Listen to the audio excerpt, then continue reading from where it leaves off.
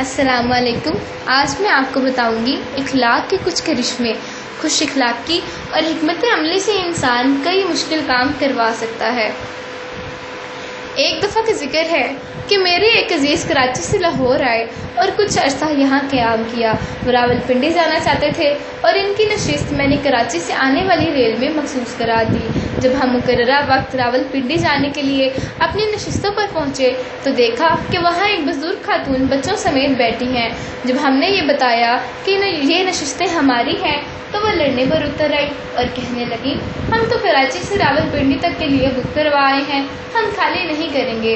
میرے عزیز بزرگ خاتون کی بات بڑی تحمل اور صبر سے سننے لگے اور کہنے لگے، اماں جان آپ بیٹھی رہیں، آپ کے بچے بھی یہیں بیٹھیں، اتنا وقت نہیں ہے کہ ٹکٹ چیکر سے یہ فیصلہ کروائیں کہ یہ نشستیں کس کی ہیں، ہم فرش پر بیٹھ کر گزارا کر لیں گے۔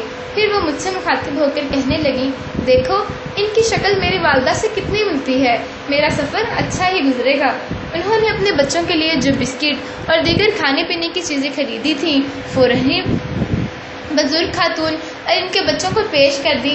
کچھ دیر بعد بزرگ خاتون نے خود ہی ان کی نشستیں خالی کر دیں اور کہا، تم تو چھوٹے ہوتے ہوئے اچھے اخلاق کا مظاہرہ کیا اور میں تمہاری تعلیم و تربیت کی قائل ہو گئی ہوں۔ راولپنڈی پہنچ کر میرے عزیز بتایا کہ وہ میرے رویے سے اتنی متاثر ہوئی کہ جب ہم جدا ہونے لگے تو کہنے لگی، راولپنڈی میرے گھر ضرور آنا، میں تم سے بہت زیادہ متاثر ہوئی ہوں۔ یہ سب اچھے اخلاق اور اچھی حکمت عملی کا نتیجہ ہے، ورنہ کوئی اور ہوتا تو شاید وہ سارے راستے لڑتے ہوئے جاتے۔ اسی طرح میں بذریعہ ریل ایک دفعہ راولپنڈی سے لاہور آ رہا تھا۔ ریل میں بہت ہجوم تھا، کافی لوگ کھڑے تھے۔ میرے سامنے کی بڑی نشست پر 2 شخص بیٹھے تھے۔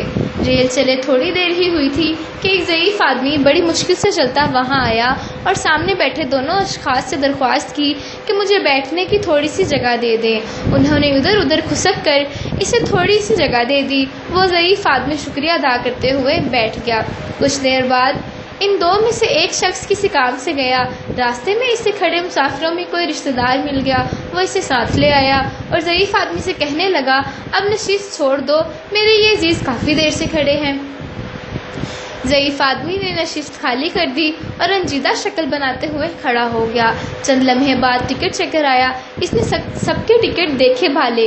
جب وہ ضعیف آدمی کے پاس پہنچا اور اس کا ٹکٹ دیکھا تو حیرانی سے بولا، بابا جی آپ کی نشست ہے جس پر 2 لوگ بیٹھے ہیں اور آپ یوں کھڑے ہیں۔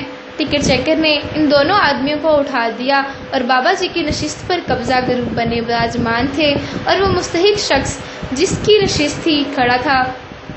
یہ ضعیف آدمی کی اعلیٰ ظرفی تھی کہ اس نے ان لوگوں کو نہیں بتایا کہ یہ سیٹ اس کی ہے اور وہ پریشانی اور تکلیف میں کھڑا ہے۔